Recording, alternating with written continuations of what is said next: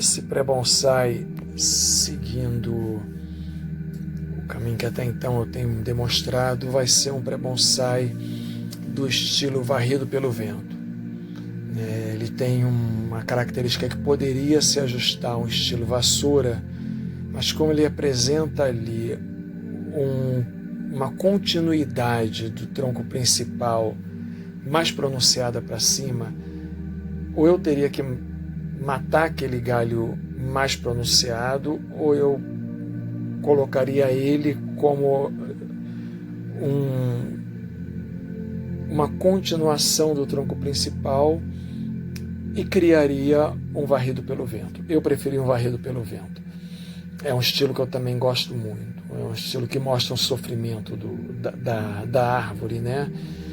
Estou aramando o tronco principal, escolhi um arame que não seja muito grosso, também não pode ser um arame muito fino, já que o tronco principal ele apresenta uma resistência mediana. Eu estou começando a fazer ali um enroscamento nele. Esse enroscamento vai criar o sistema de molas, né? E justamente esse sistema de mola que vai dar as circunferências, né? as curvaturas que eu preciso. É importante agora, quando eu chego já na copa, né? Ou melhor, essa semicopa, né? E vão ser justamente os galhos do varrido pelo vento. Eu começo a tirar as folhas que estão mais próximas do tronco. Essas folhas estão me atrapalhando. Então agora começo ali a criar alguns enroscamentozinhos para dar uma forma a ele. Olha ali, já criei um enroscamento naquele tronco principal que eu falei, que seria a continuação dele, né? Sempre lembrando isso. Cotovelos para baixo, ombro relaxado, braço relaxado. Agora eu estou começando já a fazer essa curvatura.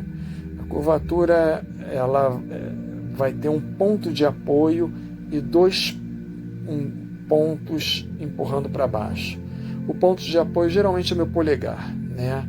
E os dois pontos para baixo podem ser as duas mãos ou podem ser os dois indicadores ou dois dedos, né? E isso aí vai ser bastante importante. O ponto de apoio ele simplesmente toca.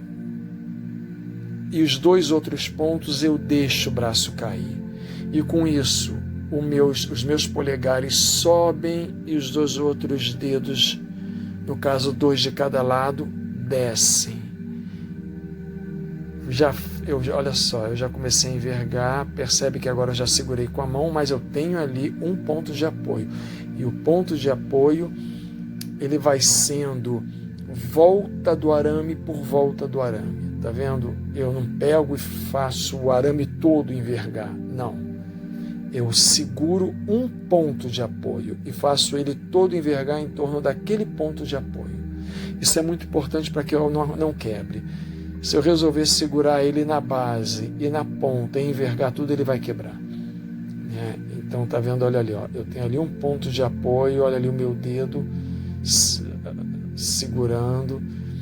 Aí eu vou começando a fazer ponto de apoio por ponto de apoio. E aí eu vou dando a curvatura que eu quero, passo a passo. Quando eu chegar até o ponto que eu quero que ele esteja curvo para aquele lado, se eu não tiver conseguido, eu volto para o início e vou refazendo a curvatura. Vou fazendo isso até eu conseguir ou até eu sentir que o tronco ele já não me permite mais, né? Agora eu vou querer fazer uma espécie de S, então eu estou fazendo agora para o outro lado, a mesma coisa. Eu ponho um ponto de apoio e vou jogando para o outro lado. O sistema varrido pelo vento, aonde a parte que foi varrida pelo vento está justamente onde o meu pulso está. O sistema varrido pelo vento ele seria mais ou menos a parte sem folha. Ela é a parte em que o vento transportando areia está batendo, por isso essa parte ela acabou matando todas as folhas, é a parte desnuda da planta. E essa parte está protegendo as costas da planta, então ela protege as folhas da planta. Então você só cresce folha para um lado. O outro, justamente por onde o vento vem, ele está sendo desgastado, ele está sendo lixado, vamos assim, numa linguagem mais comum, né? Ele está sendo lixado pelo vento, transportando sedimentos. Então é um estilo em que você só vai criar copa e enfolhamento para um dos lados, né? Ele é muito típico de áreas próximas a deserto, de áreas até áreas montanhosas mesmo, né? Mas áreas bem rústicas, áreas onde você tem tempestades constantes, onde você tem a ação do vento muito presente, né? Dali eu agora comecei, já fiz a parte da aramação em mão naquela parte, naquele pedaço, e agora eu quero garantir que essa parte ela coincida com o momento em que o tronco saia da terra.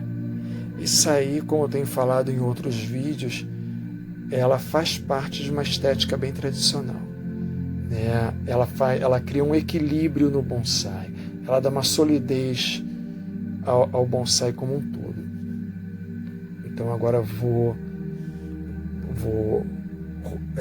fazer todos os pontos do bonsai rumarem para essa parte, né? Mesmo que eu faça várias curvas, eles têm que rumar para essa parte. Novamente, uma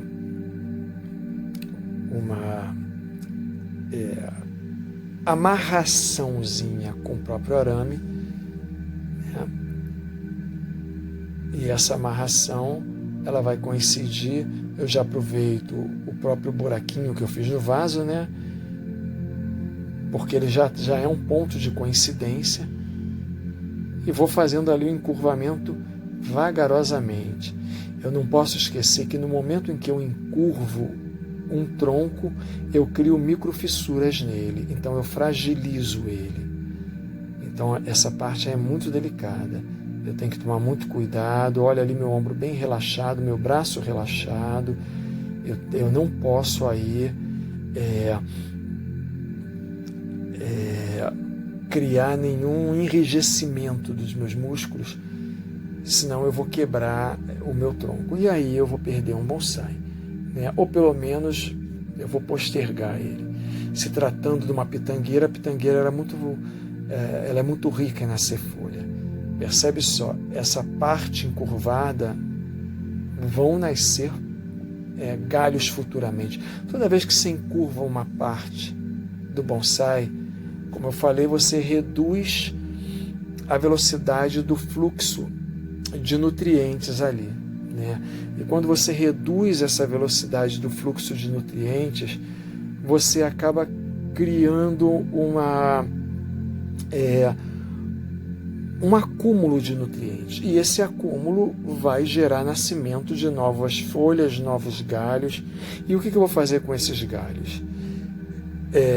De acordo com o formato do bonsai, ou eu vou deixá-los, ou eu vou levá-los para o formato que eu escolhi, né? Ou eu vou levá-los para a linha do varrido pelo vento. Então eu futuramente terei ali vários tronquinhos indo para a direção dessa copinha, que ela vai ficar com uma espécie de leque. Ali eu tenho 3 galinhos que eu vou abri-los num formato de leque, mas não um leque aberto com um galho em cima do outro. Ele abre como que numa diagonal, né? Abrir um em cima do outro vai criar uma impressão ruim, porque esses galhos nasceram um do lado do outro. Se eu coloco um em cima do outro, eu vou cruzar galhos. E cruzar galhos visualmente para um bonsai quebra com a estética tradicional, né? Eu chamo muita atenção para a estética tradicional, porque isso separa o bonsai de uma vamos dizer assim, de uma jardinagem comum, né? Não que a jardinagem seja comum, mas o bonsai é uma forma específica de jardinagem, é uma forma exclusiva de jardinagem, né? É um ramo da jardinagem. E o que faz o bonsai ser um ramo característico da jardinagem é a obediência a certos padrões da tradição. Então a gente tem que seguir esses padrões da tradição para que não nos percamos na jardinagem em termos de uma criação solta. A gente tem que seguir regras para nos caracterizarmos como bonsaístas. Isso aí é muito importante para um bonsaísta. Você tem que saber o que você está fazendo, né? Senão você começa a emendar, a trançar troncos de plantas e dizer que aquilo é um bonsai só porque você trançou troncos de plantas. Não é bem assim. Se você não tiver alguns pontos que a tradição japonesa ou chinesa apontam como um bonsai, você não estará fazendo um bonsai, você estará fazendo uma obra também difícil, também com características fantásticas de jardinagem, de escultura de jardim, de criação de formas fantásticas, mas que não caracterizarão como um bonsai, né? Então isso é muito importante. Veja só, aquele galinho que eu falei, né, que me fez escolher como varrido pelo vento, eu continuei ele para cima formando um S, né, e voltei para as copas, né, voltei para aquelas copas. Então ele fez uma curva e acabou voltando. Foi por causa desse galinho que está mais acima dos demais, que para mim é um tronco principal, ele será um tronco principal, né? Foi somente por conta dele que eu escolhi um varrido pelo vento, né? Ele vai criar ali uma forma específica, como se ele se rebelasse. O vento está batendo, está levando todos os galhos para um único lado, e ele de repente se rebela, mas se rebela com limites, né? E os limites serão justamente o lado para onde ele está indo, né? Então, ele será um varrido pelo vento com uma característica específica. E esse galinho é que vai dar essa característica específica. É ele fugir do varrido pelo vento e ser levado por ele também, né? Uma coisa importante, eu escolhi um vaso, né, mais longo, né, porque eu quero também criar nesse vaso longo raízes maiores. Enquanto as folhas estão crescendo, tudo isso está acontecendo, as folhas na curvatura vão se formar e eu vou ter uma copa, eu terei ali uma copa formado por vários galinhos rumando para o varrido pelo vento, sendo varridos, né, para uma única direção. Os que não forem varridos para essa direção serão cortados. Eu vou alimentar tudo que está nesse cano, né, que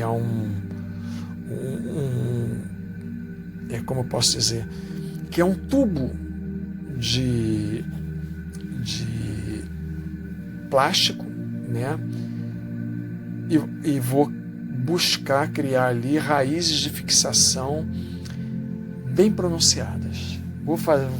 Vou jogar ali os hormônios de enraizamento, vou fazer com que as raízes engrossem o máximo possível, para que eu consiga aproveitar essas raízes e ver se eu também ponho um varrido pelo vento com raízes expostas, se possível, sobre pedras. Isso aí vai depender aí, é uma coisa que você não tem muito como controlar, mas vai depender muito de como essas raízes vão se formar. Em outras palavras, eu estou numa segunda etapa do processo. Muita água vai rolar ainda tem muita coisa para ser feita. Eu estou apenas mostrando para que lado as folhas devem seguir. O tronco deve se envergar, porque eu ainda tenho que trabalhar as raízes, né? Essas raízes eu vou saber eu saberei que elas estão prontas quando elas estufarem esse pote, né? Esse vaso, ao ponto de eu não ter mais terra nesse vaso. Então essas raízes elas vão me dar o sinal de quando eu tenho que retirá-las daí. Então elas ainda terão bastante que ser trabalhadas. Por enquanto, minha preocupação é o tronco, né, e as folhas. Essa é a minha preocupação. E é interessante que quanto mais folhas brotarem dessa curvatura que eu fiz, mais elas vão precisar de raízes para abastecer. Então, mais as raízes vão nascer e mais as raízes vão engrossar para criar, porque quando você tem raiz de fixação, dessa raiz de fixação brotam raízes de alimentação. Das raízes grossas brotarão raízes mais finas, né? O que vai fazer com que as raízes grossas engrossem mais. Então você tem um sistema aí de retroalimentação. Isso me interessa muito. Então vou deixar, mesmo que alguns desses pequenos galhos eles não me têm utilidade agora, os que vão nascer para um lado, para outro, eu vou deixar crescer, depois eu corto, né? Porque esses pequenos galhos, mesmo que desarmonizem, eles estão estimulando o crescimento de raiz. Se tem galho, precisa de água. Se tem água, precisa de raiz. Raiz de alimentação. E essas raízes de alimentação vão favorecer o engrossamento das raízes de fixação, justamente para elas nascerem dali, né? Então vai ser muito importante. E logo, logo eles vão crescer. Melhor maneira. Outra coisa que ajuda muito é, antes de você molhar a terra, você molha a planta, molha as folhas. As folhas elas funcionam mais ou menos como uma antena, né? Você molhou a folha, aspergiu, umedeceu a folha. Você já está dando um indicativo para a planta, vem água. E a planta ela começa a fazer com que a raiz se torne um pouco mais esponjosa, ela começa a dilatar a raiz. Isso cria pontos para gerar um enraizamento. Porque quando a planta sente o crescimento de uma umidade no ar, ela já se prepara para receber água. Então ela já começa a criar elementos para gerar novas raízes. E se isso se torna uma constância, ela vai também gerando novas raízes, né? O bonsai ele é um jogo com a planta, né? Essa planta, como eu não estou mexendo no enraizamento dela agora, eu não mexi no vaso, não mexi na terra, não fiz nada disso, né?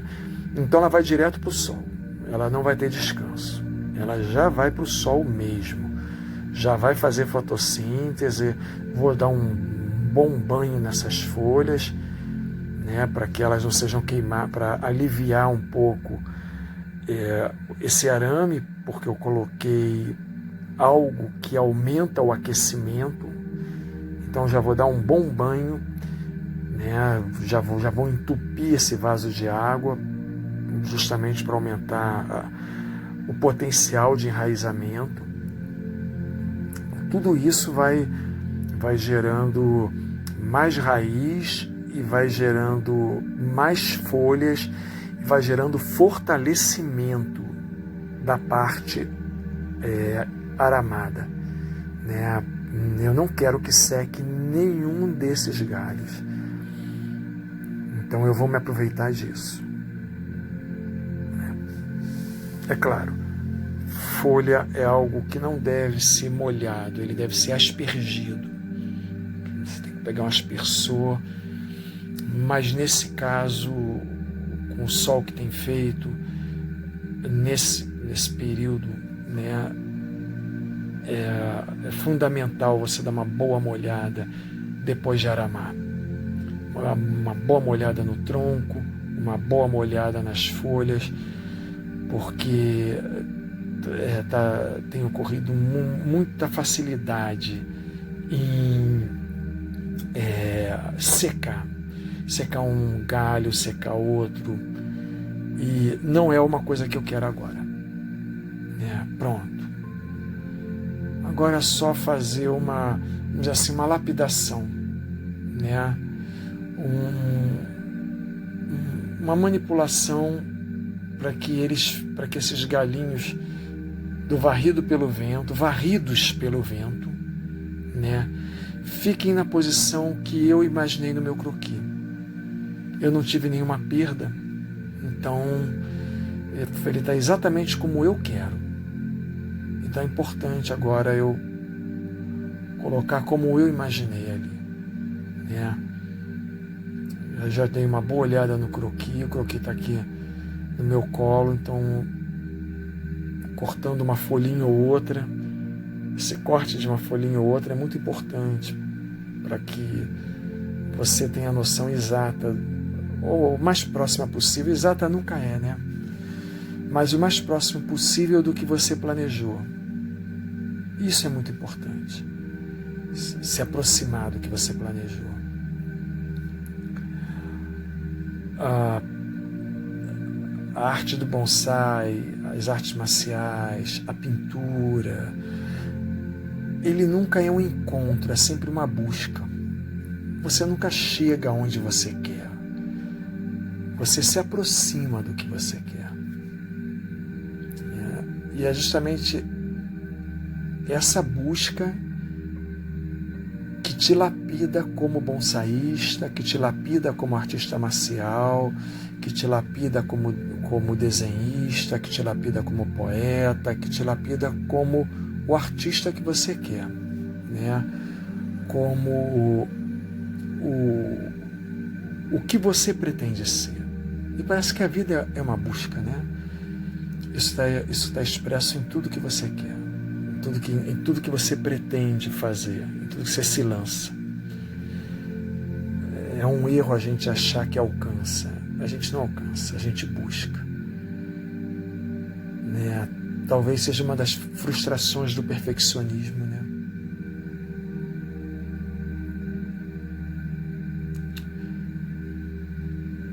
Pronto.